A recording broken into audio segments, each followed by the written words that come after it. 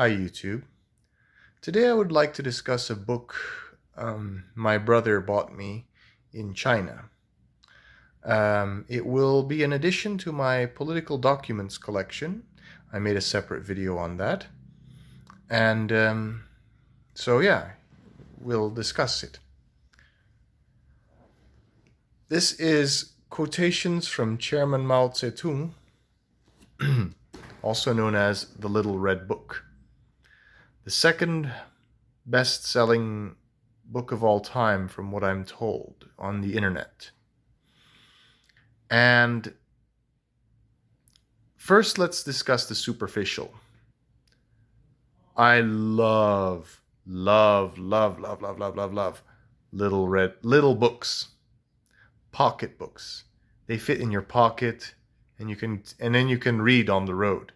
And they slide in very easily. They fit in your luggage, they fit in your pocket easily. So I love little books. There's actually only one book smaller than this one in my bookshelf, and that is instructions on how to quit smoking.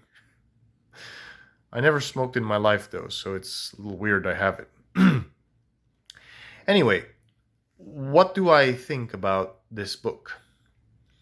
Well, from the outset, I'll tell you that I don't agree with its politics, for sure. But I do appreciate that it illuminates more the concept of communism, how Chairman Mao further developed the concepts that were a little bit more vague in the Communist Manifesto, which is also in my collection, by the way. And this book was actually not written by him per se, because he didn't write out all his ideas. It's a compilation of quotes from various papers and speeches he's made over the period from the 1910s all the way up to the early 1960s. And this is actually a very, very genius move that it's in bite-sized pieces so you understand his ideology. That it can be easy, it's very digestible for a common person, even a farmer, even a simple peasant to understand. It's easily digestible because it's pieces of information. So these were quotes compiled over several years, and so he didn't write it per se, but he did utter these words, and he did write these pieces here and there, but they were compiled all together. And several politicians subsequently imitated this method. Now, of course, the reason it's small and it's digestible in little bits and pieces is so the common people can know what he stands for. So they know what the government's position is on various things. So it's divided into several chapters with various quotes, the chapters on various issues. So yeah, that's interesting. So it's interesting to note that these days most people in the People's Republic of China don't actually own a copy of this book. And the government, I don't want to say discourages, but does not advertise this book anymore. They would rather you don't read it. It's not illegal. You don't get in trouble for it or anything, but they would rather that people don't read the book. I have an English copy, and contrary to what people might believe, it's not so easy to obtain just in any bookstore in China.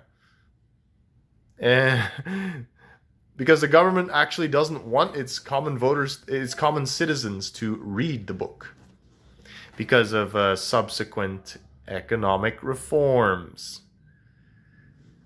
The the tone of the language in it is very paternalistic. It seems as if it's a father talking to his children. And it's interesting to see the concept of how people participate in communism. Not so much that they vote, that they explain, that they choose the direction they want their country to go in, but to explain where things are, to explain shortcomings when there is observable shortcomings. So then they report to their officials, they report to higher ups in government what problems on the ground are, like, for instance, a pothole. And then the people in power will process all the information given and then act accordingly. So it's not so much as the citizens are allowed to say, this is what we want, so much as this is what we observe and this is what we think. So then the government will respond accordingly, if that makes any sense at all. So it is democracy, but a different kind of democracy. I don't agree with it. But it's interesting. It explains how this, how Maoism really works. As I said, it further develops the concepts of communism from the abstract to more practical. The abstract is in the Communist Manifesto. This is more practical. So it's interesting. Now, I'm sure somebody's at my door, but I'm not going to let him in. Now, I'm sure I will get in trouble with a lot of Chinese viewers for what I'm saying about this book. But yeah, make of it what you will. And yeah, thanks for listening. Bye-bye.